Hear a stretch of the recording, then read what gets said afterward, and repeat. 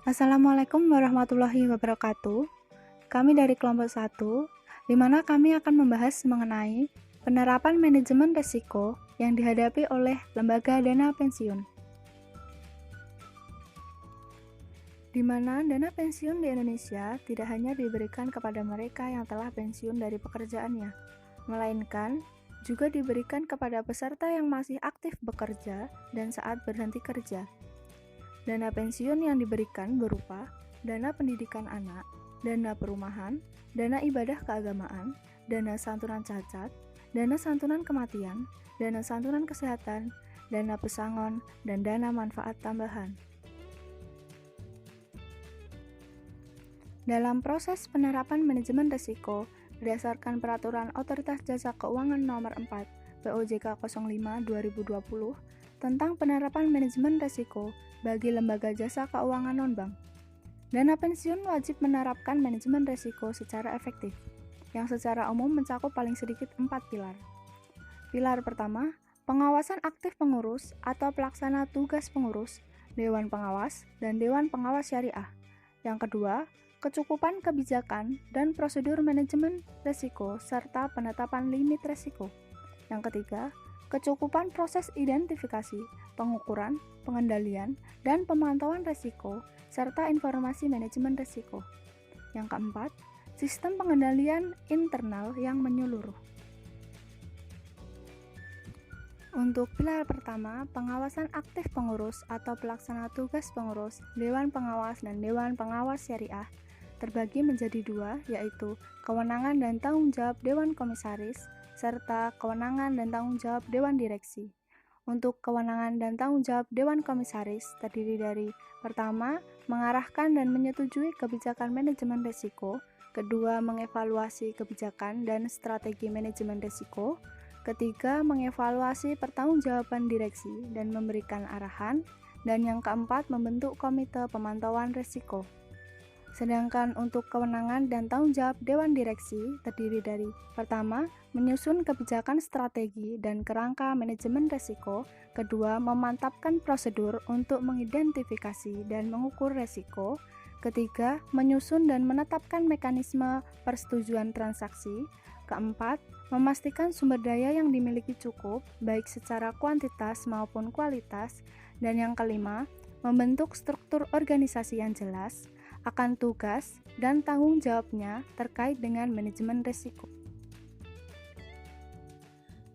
Selanjutnya yaitu pilar yang kedua, kecukupan kebijakan dan prosedur manajemen risiko serta penetapan limit risiko. Ada beberapa hal yang harus diperhatikan. Yang pertama, strategi manajemen risiko dana pensiun. Tujuan strategi ini adalah untuk memastikan bahwa dana pensiun dikelola dengan baik sesuai dengan perundang-undangan. Yang kedua, tingkat resiko yang akan diambil dan toleransi resiko. Tingkat resiko yang akan diambil dan toleransi resiko merupakan tingkat dan jenis resiko yang diambil dan ditoleransi oleh dana pensiun demi mencapai sasaran dana pensiun. Yang ketiga, ada kebijakan manajemen resiko. Kebijakan manajemen resiko dana pensiun meliputi A. Penetapan resiko yang ada pada produk dan transaksi dana pensiun. B. Penetapan metode identifikasi, pengukuran, pemantauan, dan pengendalian resiko. C. Penetapan data yang harus dilaporkan. D. Penetapan kewenangan dan limit secara berjenjang. Yang keempat, ada limit. Limit ditentukan dengan mempertimbangkan tingkat resiko, toleransi resiko, dan strategi dengan memperhatikan kemampuan pendanaan pensiun.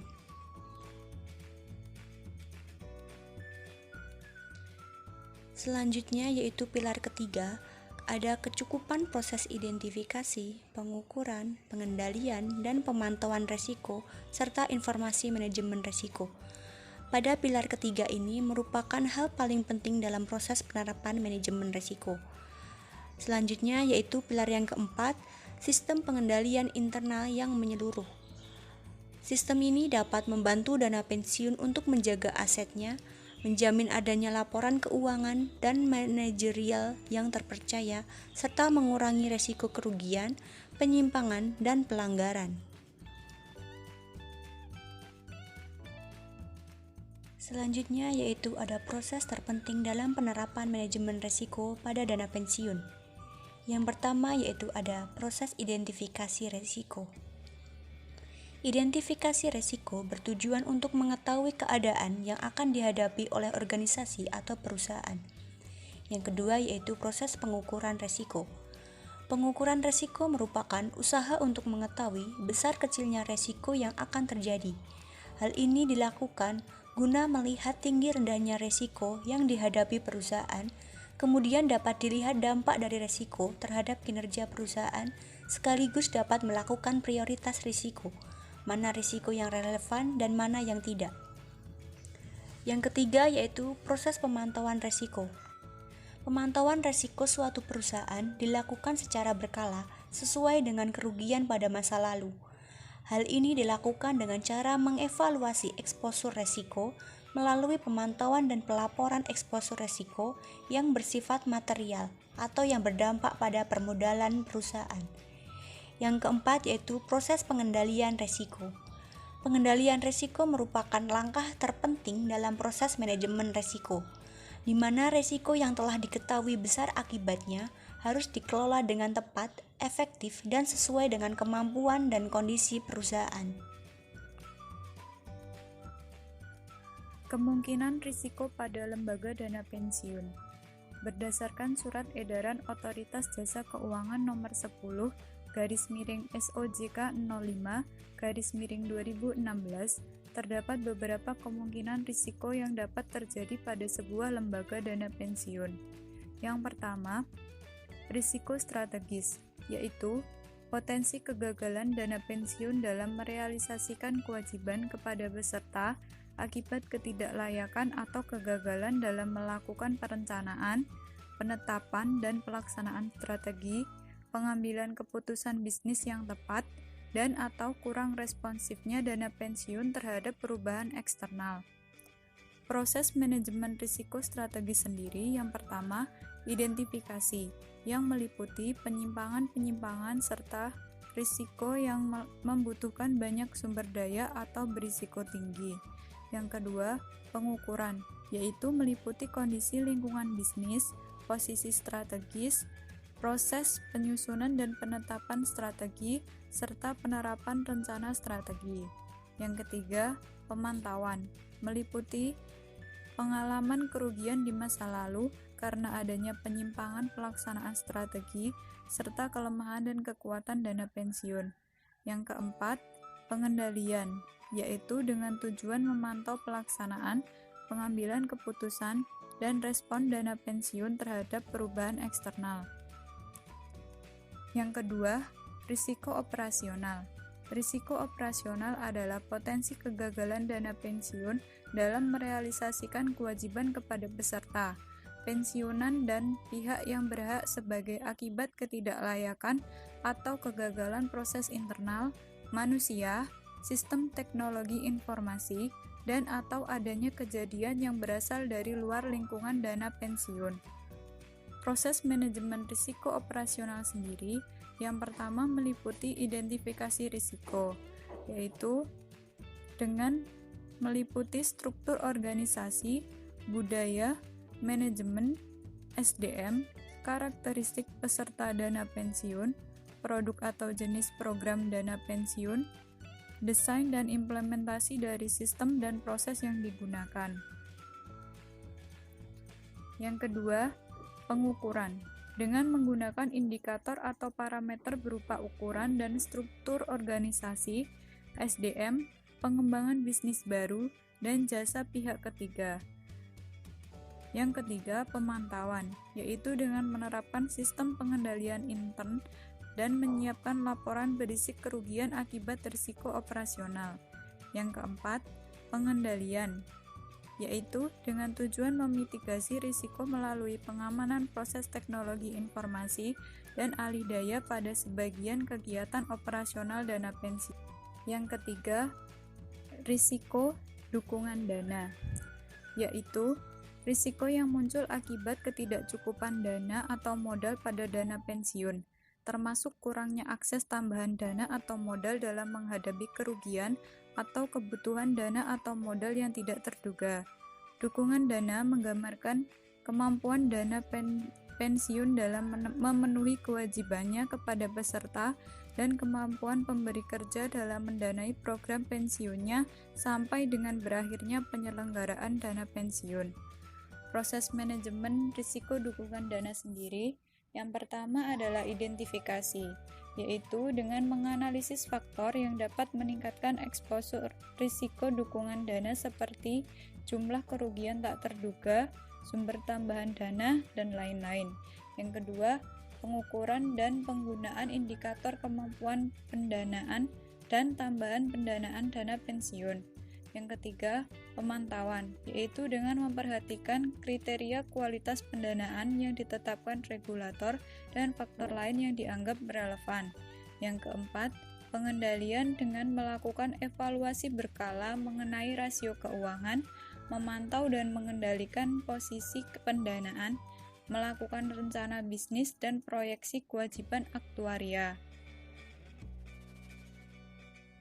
Yang keempat, risiko kepengurusan, yaitu risiko kegagalan dana pensiun dalam mencapai tujuan dana pensiun akibat kegagalan dana pensiun dalam memelihara komposisi terbaik pengurus, dewan komisaris dan dewan direksi yang memiliki kompetensi dan integritas yang tinggi. Proses manajemen risiko kepengurusan sendiri, yang pertama, identifikasi, dengan mencatat setiap kegiatan yang terkait risiko kepengurusan dan menilai prosedur dan legalitas dokumen penunjukan dan pemberhentian kepengurusan.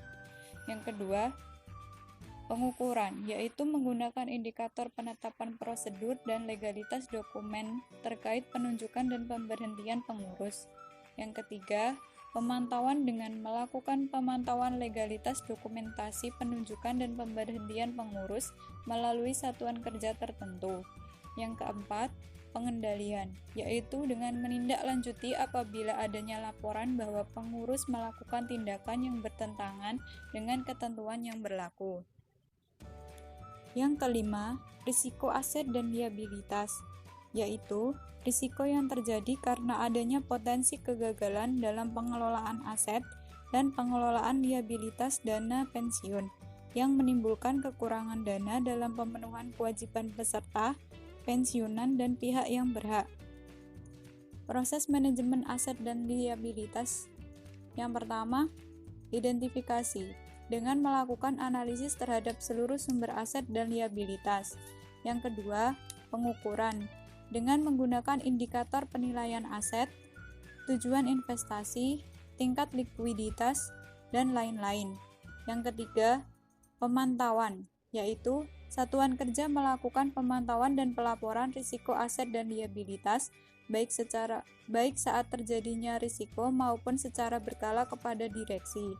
Yang keempat, pengendalian dengan melakukan pemantauan pengelolaan aset dan liabilitas dari sisi aktuaria dan penetapan tujuan investasi. Yang keenam, risiko tata kelola, yaitu potensi kegagalan dalam pelaksanaan tata kelola yang baik, good governance, ketidaktepatan gaya manajemen, lingkungan pengendalian, dan perilaku dari setiap pihak yang terlibat langsung.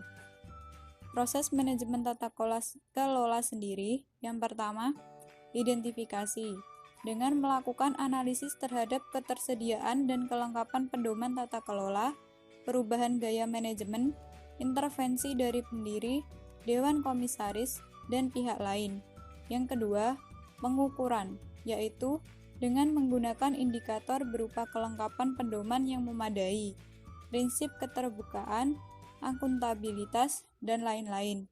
Yang ketiga, pemantauan, dengan memantau dan melaporkan risiko baik sewaktu-waktu maupun secara berkala.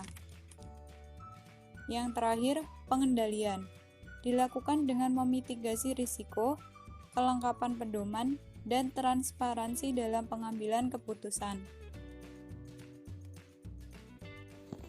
Kemungkinan risiko yang dihadapi lembaga dana pensiun saat ini. Risiko yang dihadapi dana pensiun saat ini yaitu terkait dengan risiko aset dan liabilitas, dana pensiun mengalami defisit karena adanya selisih antara aset dana pensiun dengan kewajiban likuiditas berdasarkan aktuaria. Faktor penyebabnya nomor 1, defisit terjadi karena adanya kenaikan gaji yang terkait dengan penghasilan dasar pensiun atau PHDP. Hal ini mengakibatkan bertambahnya kewajiban, namun dana pensiun tidak menambah iuran. Selanjutnya nomor 2, hasil pengembangan investasi dana pensiun yang tidak sesuai dengan target sehingga tambahan aset neto tidak sesuai rencana. Selain itu, pengembangan investasi berkaitan dengan hambatan. Selanjutnya nomor 3, adanya tunggakan iuran pendiri dan atau keterlambatan iuran masuk ke akun dana pensiun sehingga investasi kurang optimal. Nomor 4, selanjutnya terjadi ketidakjelasan pasar. Faktor ini sangat berpengaruh pada defisit yang dialami dana pensiun.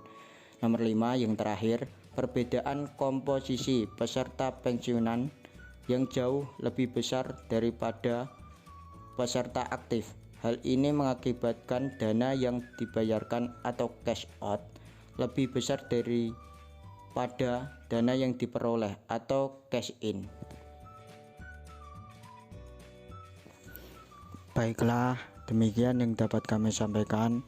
Semoga dapat menjadi ilmu dan bermanfaat bagi kita semua. Banyak kekurangan kami mohon maaf. Sekian dan terima kasih. Wassalamualaikum warahmatullahi wabarakatuh.